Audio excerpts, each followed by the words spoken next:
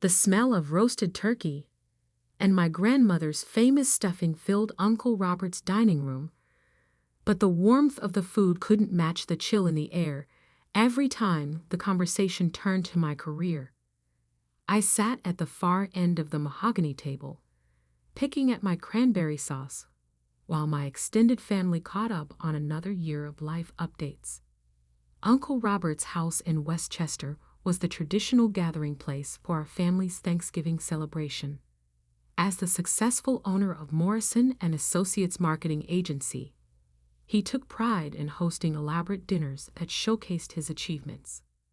The dining room walls were lined with awards from advertising campaigns, photos with celebrities, and framed articles from marketing trade publications. "So, Sophia," my cousin Jennifer said, cutting into her turkey with surgical precision, "still working on those computer things?" I nodded, keeping my response simple. "Still doing AI development." "That's nice, dear," Aunt Margaret chimed in, "though I still don't quite understand what that means." Uncle Robert, seated at the head of the table like a king surveying his domain, took a long sip of wine before weighing in.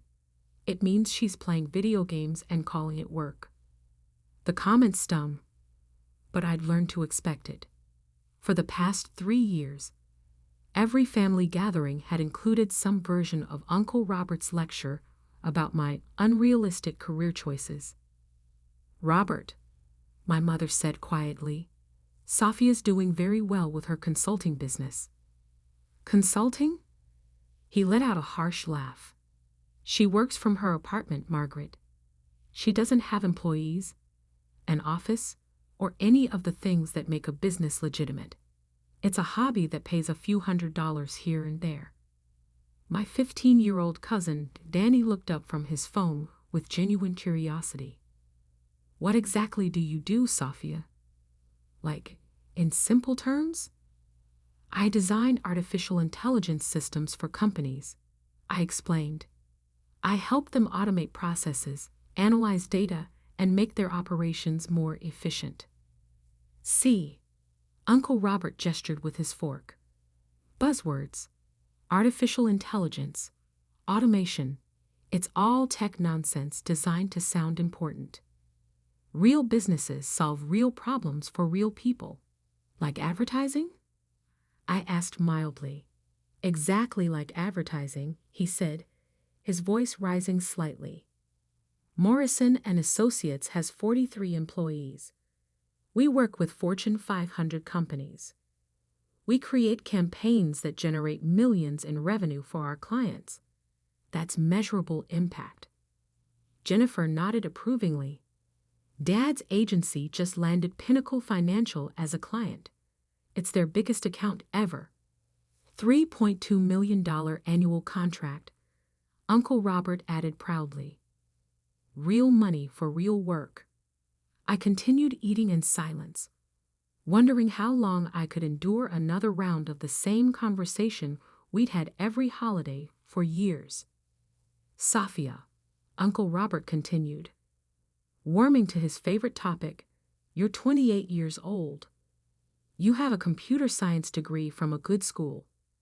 You could be making 6 figures at Google or Microsoft instead of pretending your hobby is a business." "Maybe she likes being independent," Danny suggested. "Independence doesn't pay for health insurance," Uncle Robert shot back.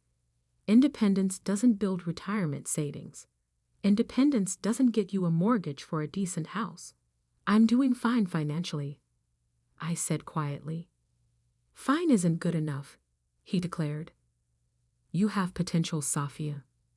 Stop pretending your hobby is a business. Get a real job already. Join the corporate world like a responsible adult." That's when the doorbell rang. Uncle Robert frowned, checking his watch. "We're not expecting anyone else. The caterers finished hours ago." Aunt Margaret stood up. "I'll get." We could hear muffled voices from the foyer, then footsteps approaching the dining room. Aunt Margaret reappeared, followed by a tall man in an expensive suit who looked vaguely familiar. "Robert," Aunt Margaret said uncertainly, "this gentleman says he's looking for you. Something about an urgent project matter?" The man stepped into the dining room, and I immediately recognized him from the business magazines I read. James Wellington, CEO of Pinnacle Financial. Uncle Robert's face lit up with a kind of smile reserved for very important clients. "Mr. Wellington, what a surprise. I wasn't expecting," Uncle Robert began, but James's attention had already shifted to me. "Sophia, there's my favorite AI architect," James exclaimed, his face breaking into a genuine grin. "I was hoping I'd run into you at some point this weekend." Uncle's fork dropped onto his plate with a loud clatter. "James," I replied warmly, standing to shake his hand. "Good to see you. How's the deployment going?" "Better than we ever imagined," he said enthusiastically. "The predictive analytics system you designed has increased our portfolio performance by 23% in just 6 months. The board is calling it the most successful technology implementation in company history." The silence in the dining room was deafening. Every family member was staring at us with varying degrees of confusion and shock. "I'm sorry," Uncle Robert managed to stammer. "You two know each other?" James looked surprised by the question. "Know each other?" "Robert, Sophia Chen is the architect behind our entire AI transformation. She's the reason Pinnacle Financial was able to modernize our trading algorithms and risk assessment protocols." "AI transformation?" Jennifer echoed weakly. "Sophia designed a machine learning system that analyzes market patterns in real time," James explained, his excitement evident. "It's processing billions of data points every second, identifying investment opportunities our human analysts would never spot. We're talking about technology that's literally revolutionizing how financial services operate." Uncle Robert's face had gone pale. But she works from her apartment." James laughed. "She works from her headquarters. Have you seen her setup? 37 servers, quantum-grade processors, enough computing power to run NASA's mission control. Most tech companies would kill for that kind of infrastructure." "Headquarters?" Aunt Margaret whispered. "The converted warehouse in Brooklyn," I said simply. "It's easier to focus there than in a traditional office environment." "Warehouse?" Danny's eyes were wide with interest. "Like a secret lair?" "More like a research facility," I corrected. "Clean rooms for hardware development, testing environments for AI systems, secure servers for client data." James nodded approvingly. "Sophia's operation is more sophisticated than most Fortune 500 departments. When we were shopping for AI consultants, every major firm we considered wanted to use off-the-shelf solutions. Sophia was the only one who proposed building custom architecture specifically for our needs." "Custom architecture," Uncle Robert repeated numbly. "The trading algorithm alone took 8 months to develop," James continued. "Sophia had to train the AI on 15 years of market data, then create predictive models that could adapt to changing economic conditions in real time. It's some of the most advanced machine learning work being done anywhere." My cousin Jennifer leaned forward. "How much does something like that cost?" James glanced at me, then back at the family. The initial development contract was $4.7 million. The annual maintenance and enhancement package is another $2.1 million. Uncle Robert's wine glass slipped from his fingers and shattered on the hardwood floor. $7 million? Aunt Margaret gasped. "That's just Pinnacle," James said. "Sophia has similar contracts with Goldman Sachs, Deutsche Bank, and 3 major insurance companies." She's probably got the most exclusive client roster in the AI consulting space. Goldman Sachs? Jennifer's voice was barely audible. I nodded. Their fraud detection system. It's reduced false positives by 89%, while catching 34% more actual fraudulent transactions. The insurance companies? Uncle Robert croaked. Claims processing automation, I explained. What used to take weeks of human review now happens in minutes, with higher accuracy rates than traditional methods. James pulled out his phone and showed the screen to Uncle Robert. This is Sophia's company valuation, according to last month's Forbes article. Apex AI Solutions is worth approximately $47 million, with projected revenues of $23 million this year. The silence that followed was so complete, I could hear the grandfather clock ticking in the hallway. 23 million, Danny whispered. In 1 year? Revenue, not profit, I clarified. But yes, it's been a good year. James chuckled. Sophia's being modest. Her profit margins are over 60% because she's built such efficient systems. Most consulting firms dream of margins like that. 60%, Uncle Robert repeated mechanically. The beauty of AI consulting, James explained, is that once you've developed the core technology, scaling it to new clients requires minimal additional investment. Sophia's essentially licensing revolutionary technology to companies that desperately need it. But she doesn't have employees, Jennifer protested weakly. I have 12 full-time contractors, I corrected. Specialists in machine learning, data analysis, cybersecurity, and client integration. It's a lean team, but we're more efficient than most companies 10 times our size. James nodded enthusiastically. That's what makes Apex AI so valuable. No corporate bureaucracy, no middle management, just brilliant minds solving complex problems.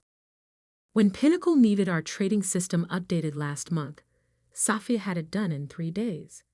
A traditional tech company would have taken 3 months. Uncle Robert was staring at me as if I'd suddenly sprouted wings. But you live so simply. You drive that old Honda. You dress like a graduate student. Because I care about the work, not the lifestyle, I replied. Expensive cars and designer clothes don't make AI algorithms run faster. The old Honda, James laughed. Sophia, didn't you just buy that custom electric vehicle? The one with the experimental autonomous driving system. It's a prototype, I admitted. I'm testing self-driving algorithms for a potential automotive client. A prototype car, Danny said in awe. Like a one-of-a-kind. There are only 3 in existence, James confirmed. Sophia's essentially driving a $2 million research vehicle. $2 million? Aunt Margaret fainted back into her chair. James's phone buzzed, and he glanced at it apologetically. I'm sorry to interrupt your family dinner, but I actually came here on business, Robert. We need to discuss the Morrison Associates contract. Uncle Robert perked up slightly, probably grateful for familiar territory. Of course. Is there an issue with the campaign development? Not exactly an issue, James said carefully. It's more of a strategic pivot. Pinnacle's board has decided to shift our marketing approach based on insights from Sophia's AI analysis. AI analysis? Uncle Robert's brief moment of confidence evaporated. The predictive system identified some concerning trends in traditional advertising effectiveness, I explained. Consumer behavior patterns suggest that Pinnacle's target demographic is becoming increasingly resistant to conventional marketing approaches. James nodded grimly. The data shows that our current advertising strategy will lose effectiveness by approximately 40% over the next 18 months. We need to completely reimagine how we reach potential clients. What does that mean for our contract? Uncle Robert asked, though his expression suggested he already knew. We're going to need AI-driven personalized marketing, James said. Dynamic content generation, predictive customer targeting, automated campaign optimization. It's beyond the scope of traditional advertising agencies. Uncle Robert's face crumpled. You're canceling our contract. Not canceling, James said diplomatically. Redirecting. We'd like Morrison Associates to partner with Apex AI on the new approach. Traditional creative services combined with cutting-edge technology. Partner with Sophia? Jennifer asked incredulously. She'd be the lead consultant on marketing AI development, James confirmed. Morrison Associates would handle creative execution under Sophia's technical guidance. The irony was so thick you could cut it with a knife. Uncle Robert, who had spent years dismissing my hobby business, was now being offered the chance to work under my supervision. The partnership contract would be worth $6.8 million annually, James continued. Split between technical development and creative services, with Apex AI taking the larger share due to the complexity of the technology component. Uncle Robert looked like he'd been hit by a truck. $6.8 million. AI-driven marketing is the future of the industry, James explained. Companies that don't adapt will be left behind.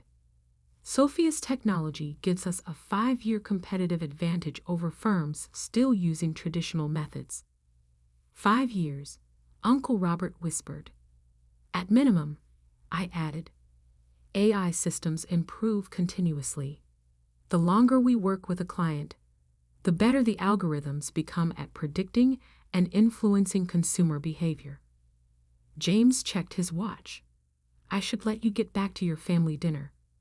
Sophia, can we schedule a meeting next week to discuss the Pinnacle expansion? We're looking at implementing similar systems for our European operations. Of course, Tuesday afternoon works for me. Excellent. He shook my hand again, then turned to Uncle Robert. Robert, have your team call my office Monday morning to discuss the partnership structure. This could be very good for Morrison Associates if you're willing to embrace the technology. After James left, the dining room remained silent for several minutes. Uncle Robert sat staring at his broken wine glass, while the rest of the family processed what they'd just witnessed. Sophia, Aunt Margaret finally said, why didn't you ever tell us about all of this? Because every time I tried to explain my work, Uncle Robert told me it wasn't a real business. I replied honestly. It seemed easier to let you think what you wanted to think. But $47 million, Jennifer said. That's more than most public companies. It's not about the money, I explained. It's about solving problems that matter. AI has the potential to make financial markets more efficient, reduce fraud, automate tedious tasks, and free up humans to focus on creative and strategic work. Danny had been furiously typing on his phone. Sophia, you're famous, like actually famous. There are articles about you in Wired, NIT Technology Review, Harvard Business Review. Tech publications tend to cover AI developments, I said with a shrug. This one calls you the most influential AI architect under 30, he continued reading.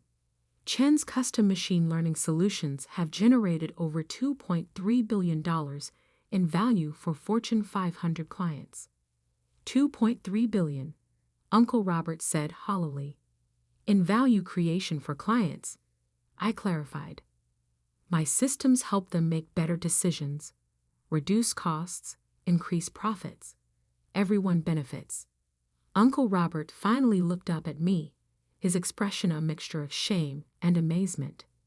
Sophia, I don't know what to say. I've spent 3 years telling you to get a real job. and you've been running a business worth more than I'll ever see in my lifetime. You didn't know, I said gently. And your marketing agency is successful too. We just work in different industries. But I was so dismissive, so condescending. I acted like you were wasting your time with computer games when you were actually building revolutionary technology. You were trying to look out for me, I replied. You wanted me to have security, stability, a conventional path to success. I understand that. Security? He laughed bitterly. You've got more security than anyone at this table. You're working with the biggest companies in the world on technology they can't live without.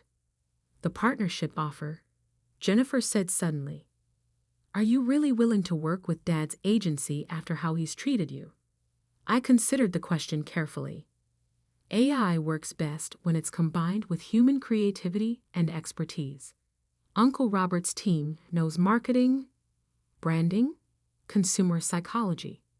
I know technology. Together, we could create campaigns that are both emotionally resonant and data-driven.